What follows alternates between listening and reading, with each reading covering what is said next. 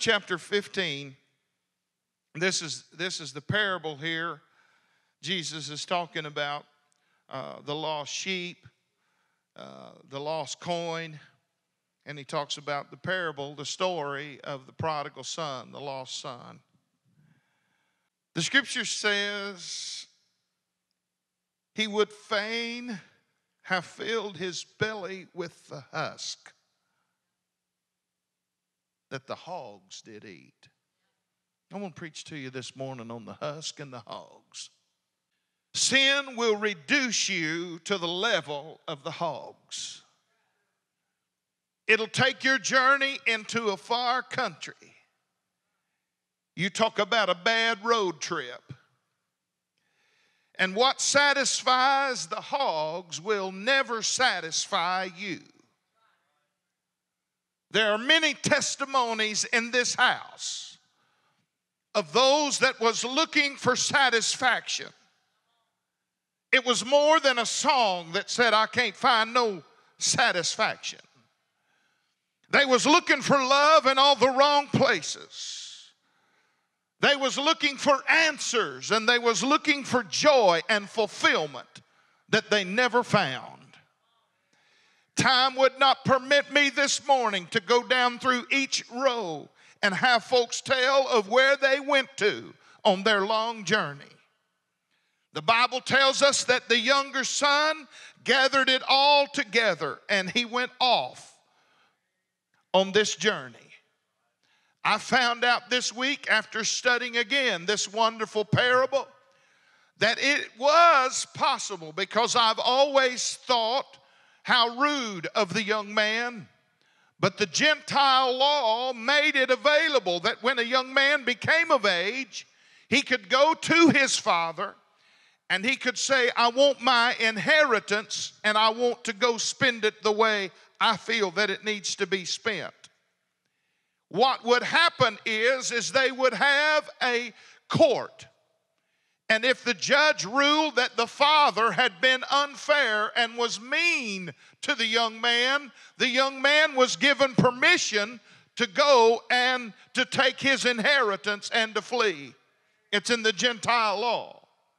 But if the father had been good to the young man, and the young man just wanted to rebel, he had to pay a portion of his inheritance to the court, and he would lose it and not be able to take it all into the far country.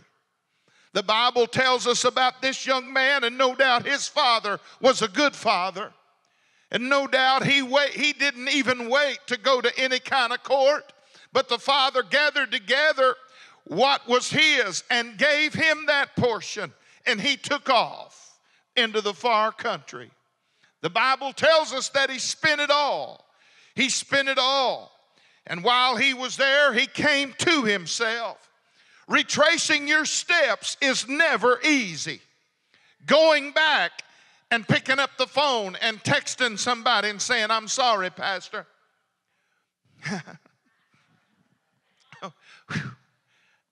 Y'all gonna help me this morning.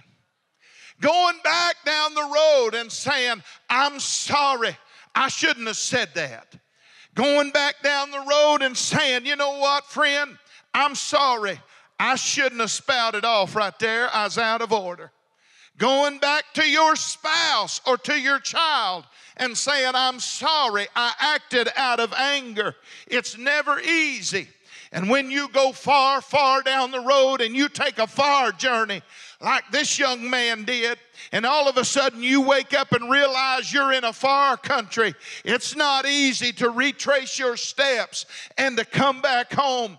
But I want to tell you, the only way for you to find what you're looking for is to reach back there and to get a hold of your collar and say, I'm going to rise from where I'm at and start my journey back toward home. The Bible said he was alive, but he had sanken into the pit with the hogs. He was alive. I'm telling you, friend, I was talking and praying with a girl one time in the altar, and I'll never forget it. Her grandpa leaned over and pointed his finger down at her and said, I wish she was dead. Said the hurt and the pain and all that she's put my son and their family through. She had went into a far country. She had caused a lot of pain. She had brought a lot of shame to the family name. And I know it had been hurtful. They had been in and out. She had made accusations. She reached up and grabbed a hold of her throat because she wanted to leave and take off with a young man, and she was 15 years of age. And her dad said, it ain't happening, like any father would do. And I mean to tell you, she called the law, and she said, my dad's choking me. They ran out, they looked at her neck, ran straight into the house, grabbed that daddy, had him laid over the car with handcuffs on him, and was arresting him. And the mother come running out, and the little children, and said, no, don't arrest our daddy. One of the girls said, look at those marks, look at her fingers, look at daddy's hands. And when they started putting two and two together, they turned and realized that she had taken her own hands and made marks on her throat. And this here she said, though, after about 4 years later, after being down feeding among the hogs, and she had come back home, but she had tried several times, and her grandpa looked down and said, I wish she is dead because of the I said, I do not agree with that. I said, I know you're my elder and I'm just a young man, but I'm going to go ahead right here in the altar and rebuke you, because as long as there's life, somebody can get up from the hogs and somebody can turn around and come back home. I said, as long as you're alive in this house this morning, you may have sank to the place where you're with the swine. And the Bible said fain, or he was happy, or he was pleased. He was just happy to partake of the husk so that he would not die. According to the American Addiction Center, 21.5 million adults battled substance abuse in 2014, and almost 80% of those struggled with alcohol simultaneously.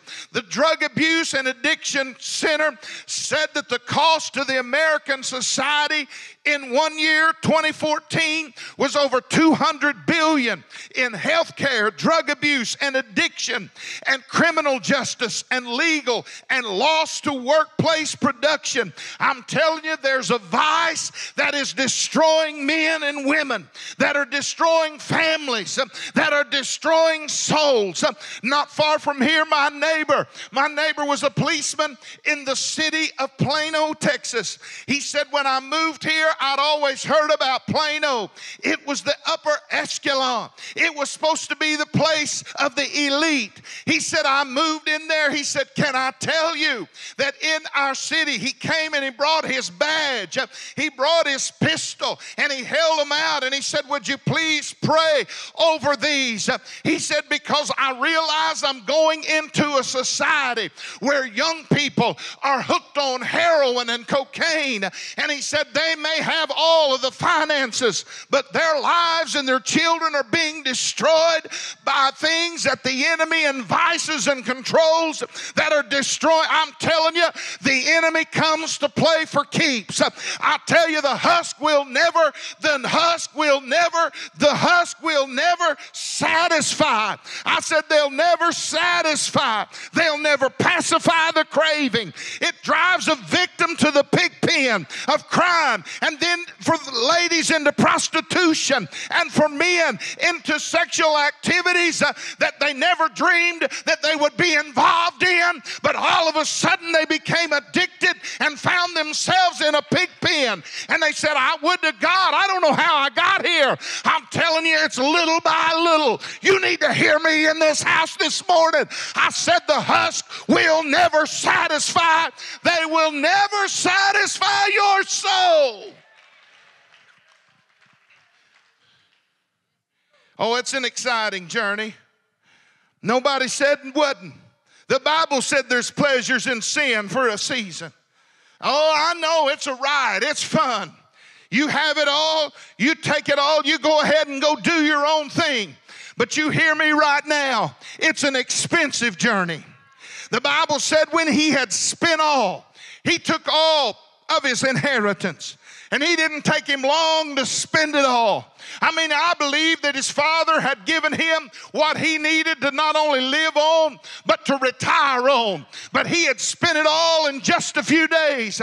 I've had family that did the exact same thing. I've come to find out that a lot of times when folks don't work for stuff, they don't appreciate it. And they get it and they'll spend it just as fast as they got it. I'm telling you, friend, there's something about good work ethic. I'm not here to change the message, but I tell you, when you work for something and you get a hold of it, you appreciate it a lot more. But you need to understand that there's an adversary that is doing his best to destroy your soul and take you down an expensive journey.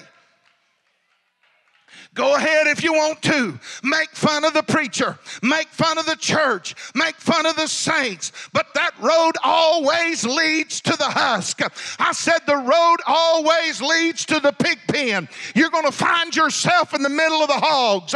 Go ahead and make fun. Go ahead and laugh and call me crazy. But one of these days, should God give you enough strength and enough of your cells in your memory block, I pray you'll remember there's a place that you can call back to that'll still say, hey, there's a Father in heaven that's waiting. Turn around and come on home. But you don't have to go down that road. I said you don't have to go to the hogs.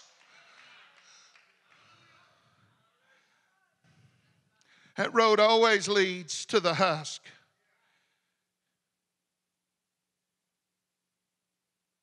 I've always liked to play basketball. I know I carry one with me now.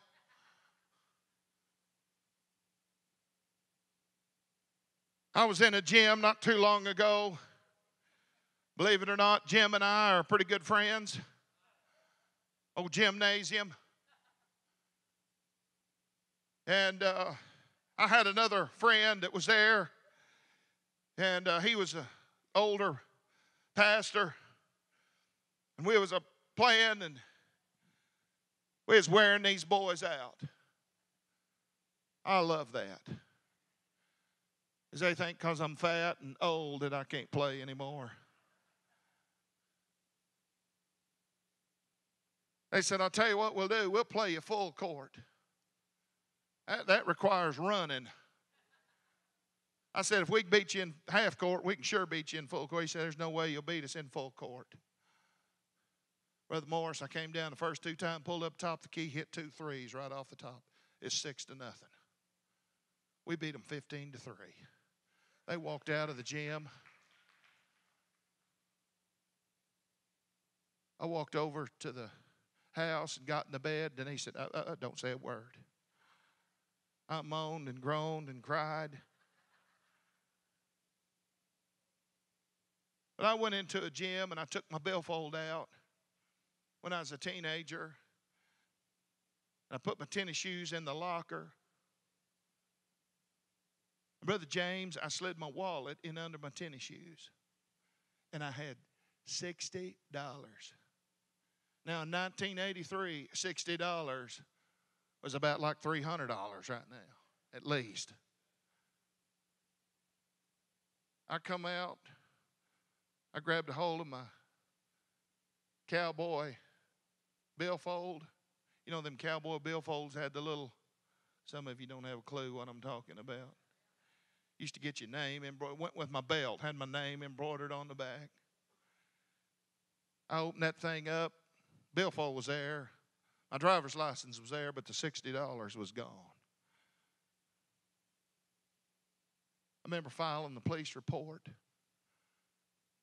I remember getting upset. That was the last time I ever took my billfold in the gym. Because I don't like somebody stealing my money. 1, 2, 3, 4, 5, 6 of you. It's bad enough to go down the road and to lose your money. It's bad enough to go down on the trip and lose your health. It's bad enough to go into the far country and lose all your friends and your independence and your respect. It's bad enough to roll over and realize you're in the middle of the hog pen. But God forbid that you would lose your soul on top of it. God forbid that the enemy would steal you of everything that God has intended for you. Now you need to understand, in Syria, the Bible talked about, and I've always thought of these husks as corn husk. But that's not what it is. In Syria, there was cherub trees. And there was these pods that had beans in them. And they would take the beans from the pods, and then they would throw the pods or the husk to the swine. It was just a shell. It was just a remnant of that which once had protein or food. It was pulse. Can I tell you, the husk does not have the power to sustain. The husk, you cannot build your life on the husk.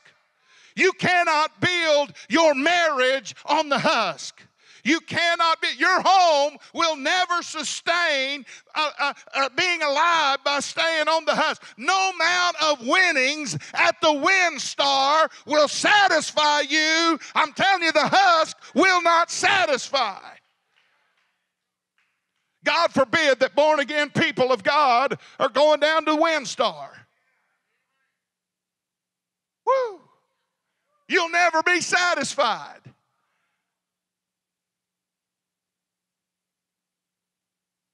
Samson said, if I can just find me, none of the women of Israel please me. I'll just find me a woman down here in the world. Esau said, I'll just be satisfied with a bowl of soup. Judas said, I'll be satisfied with just 30 pieces of silver. Ahab said, I'll tell you what, just give me what Jezebel says. Demas said, just give me this present world. Cain just allowed his temper to overtake him, and then it turned to violence, and he killed his brother. Gehazi said, I'll tell you what, let me just pick up these few garments over here, the wages of unrighteousness. Peter started out with just a little bit of profanity. David became lazy, and then he finds himself with Bathsheba. I'm telling you, the trip will take you into a far country, and you'll never be satisfied with the husk. Somebody in this house this morning, the Spirit of God is speaking to you. You need to turn around right now, friend, before you get into that far country, and you get down there and you lose it all. Before you lose your family, before you lose your respect, before you lose your children.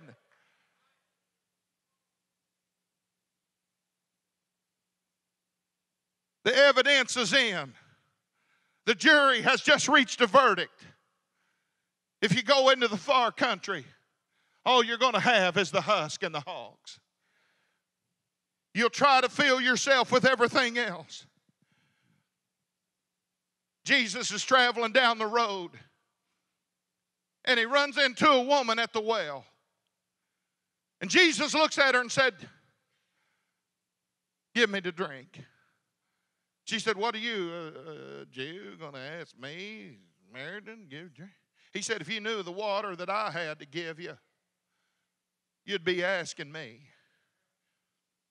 Now what did he say next? He said, you've been with 5 husbands, and the one you have right now is not your own. She wasn't even going to get married anymore. She was just going to live in sin because she had tried it 5 times and none of it had worked out. I guarantee you, when he said that, her eyebrows went up. Whoa, this guy knows about me. But what did she say? She said, give me this water. I'm about to have a one-man revival. That tells me that she was thirsting for something that had not been able to satisfy her soul. And so she said, give me this water. I'm telling you, friend, you can have all the money in the world. You can search the world over. You go ahead, go from one weekend rendezvous to the next. Put it down on your calendar, live your life. But until you come to the Father, before you give it all to Him, you will be trying to fill your life with the husk, and you'll wind up with the hogs. You'll never be satisfied. There is, second of all, there's a hunger of humanity. There's a hunger for those that have been rejected. There's a hunger from the unloved. There's a hunger for acceptance. There's a hunger for feeling beautiful. There's a hunger for self-worth. They've tried the world. They've tried its songs. They've tried its dress and undress and fashion. And they've scarred. They've marked. They've pierced. They've punctured their body. They've painted it. They've scarred the very image of God. And there's a hunger for public praise. There's a hunger after the supernatural. And they're trying to feel that appetite. There's many today that are crying because they lost all of their wages yesterday at the horse track. There's some that are crying because of what they did last night at the bar, or they can't remember what happened at the nightclub, and they're looking for the next sparkling thing, and they're always hungering because that hunger drives them. I'm telling you, friend, until you come to the Lord, until you come back to the Father's house, you'll never find the satisfaction that you're looking for. And the husk and the hogs is not the companions that God intended for you to have. You can have it all. Herod did in Acts chapter 12. They was the most popular. They built the bridges. He was the king. And he gave an image. He gave a speech one day, and the people said, it's the voice of God that speaks. And immediately, because he gave not God glory, he was smitten by an angel, and what happened? Worms ate his body. The king. Y'all didn't hear me. I mean, in one day, he moved from the front page to the obituary page. Anybody know who Len Bias was? He played basketball. 1986, the year I graduated from college, Len Bias was the second overall pick of the NBA. June 17th, 1986, they said he is the greatest player not to ever play at the next level, because 2 days after being chosen by the great Boston Celtics, he had an overdose of cocaine, and his life that seemed so up and up. And then he died 2 days later when his heart gave out. I'm telling you, y'all ain't hearing me. Y'all ain't hearing me in here this morning. I said you can have it all, but until you come to the Father's house. I'm going to ask the young people under the age of 30, do you know who Liz Taylor is?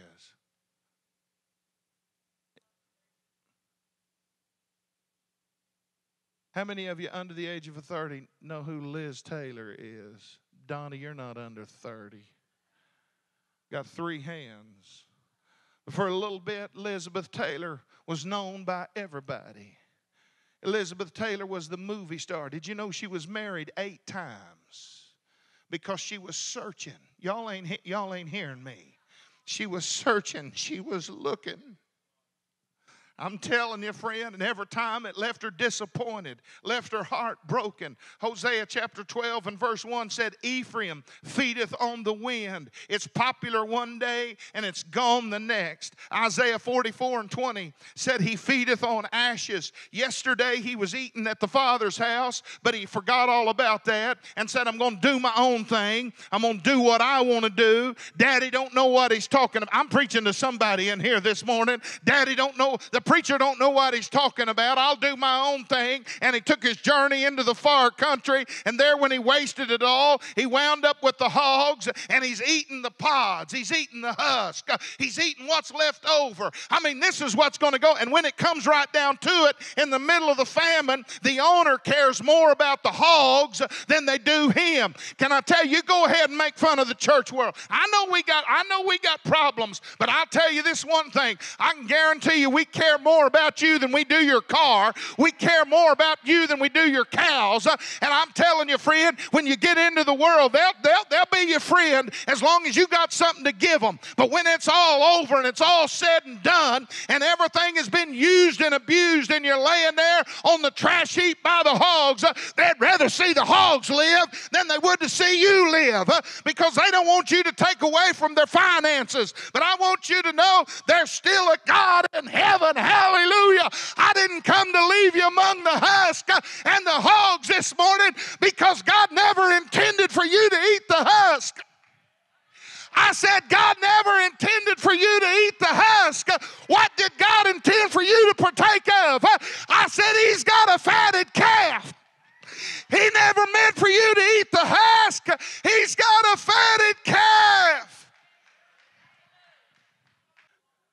Because what I deserve is the corn cob. All I deserve is the husk. Oh, y'all ain't excited about this. But the Father said, if you'll come on home, I got a piece of beef for you.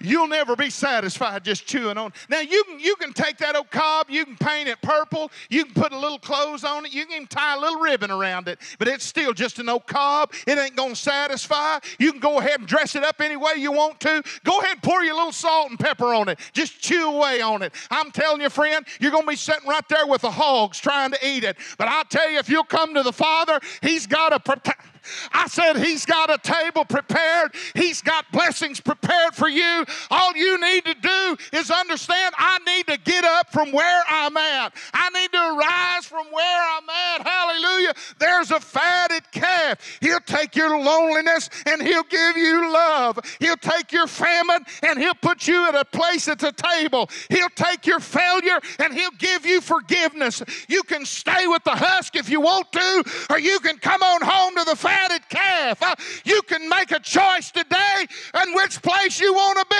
You can either be in the pit in the penitentiary, or you can come to the palace. You can sit down at the table, or you can go ahead and waller in the hog pen. But as for me, I thank God He gave me enough wisdom to say I need to get up from where I'm at and go back to my Father's house. Turn your back on the Father, you're going to get the husk, I promise you. You can say, I'm there this morning. Brother Snow, I'm there this morning.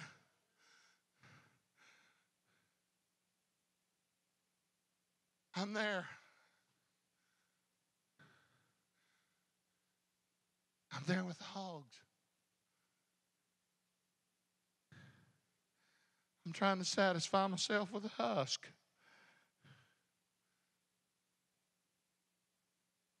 I'm doing what I think is right, and it's not working for me.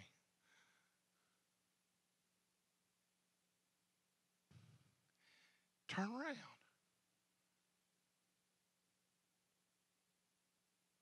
I will arise.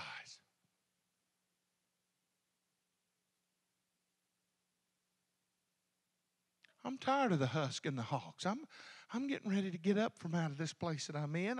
I'm sick and tired. Can I tell you something right now? Quit the blame game. Is this on?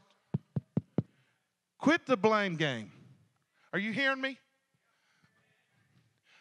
Quit the blame game. Turn and tell your neighbor, quit the blame game. Quit lining yourself up with somebody else. You're lining yourself up with somebody else. You're excusing your sin and you being in the husk and the hogs because you're looking at somebody else that's over there in the husk and the hogs right beside you. And they think they're doing, I don't care how they think. I want to know where you're at, where you're living right now. I'm telling you what's a fact right now. I am sick and tired of the blame game. Well, I don't have, I didn't have what you had. You don't know what I had. You don't know what I've been through. Well, if I'd had everything like you've had, I'm going to tell you what, there's people in this house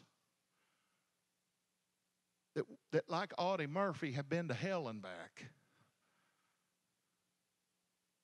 And they've come out victorious.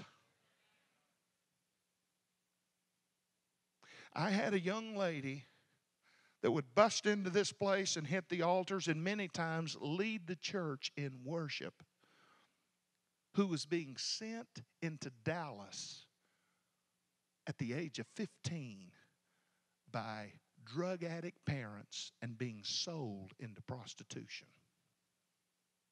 And on Sunday morning,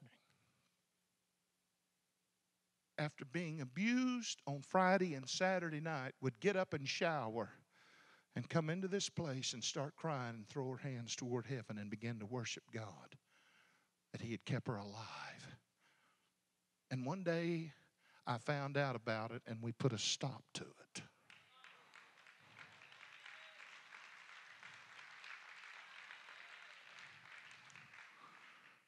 But this is what I come to tell you this morning.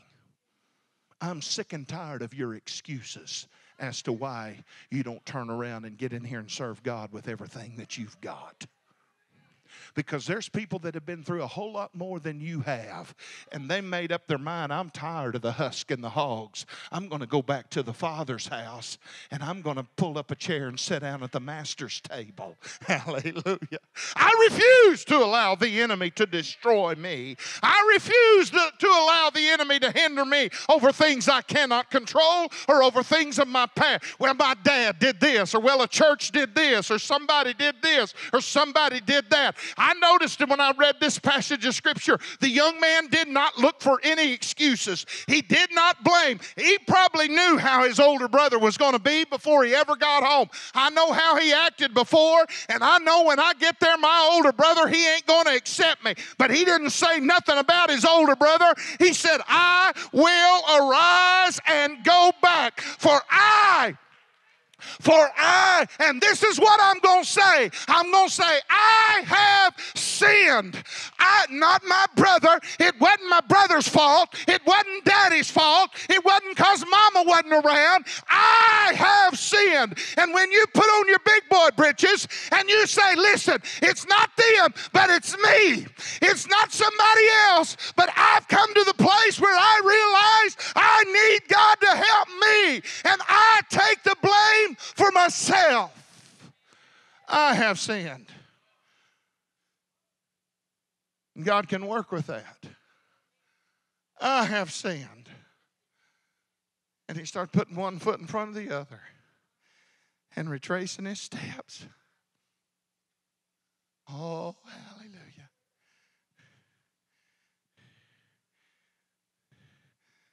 Man up.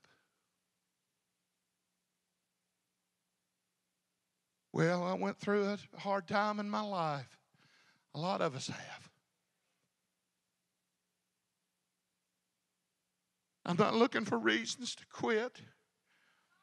I'm looking for reasons to go on. Brother Tim, come and help me. I got a hold of this week, and this is good. If you don't get nothing else, grab this right here. Because I've heard it said, well, the devil made me do it. I tried, but I just couldn't overcome temptation. The devil just got the best of me. Are you ready for this? That's a lie. The devil tempts. The devil deceives. The devil tempted Eve, but Eve chose to partake. The devil does not have the power to make you do it. I said the devil does not have the power to make you do it. Because if the devil had the power to make you do wrong, you'd be in a devil's hell this morning. If the devil had the power to control your life, you would be bound by sin this morning. But God made you a free moral agent. And you have the right to choose.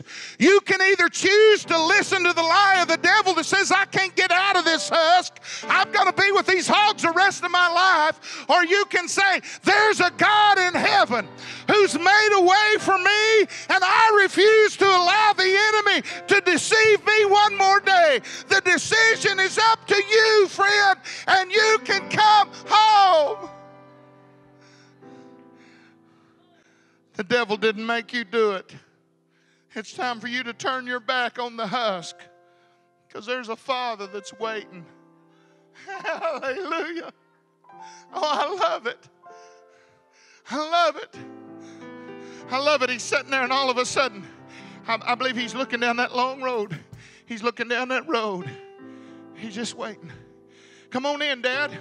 It's about supper time. Well, there's still about an hour left of daylight. The days are a little longer, and I'm just praying. I'm looking for him. He's coming home. I know he left, and I know he said some bad things. Dad, you're crazy. Oh, but I love him, and I'm just praying he gets sick and tired of being sick and tired, and I've heard there's a hard time down there, and I'm just praying that and all of a sudden, one day here comes the mailman, and he looks, and oh no, that's just the FedEx man. He's delivering some packages.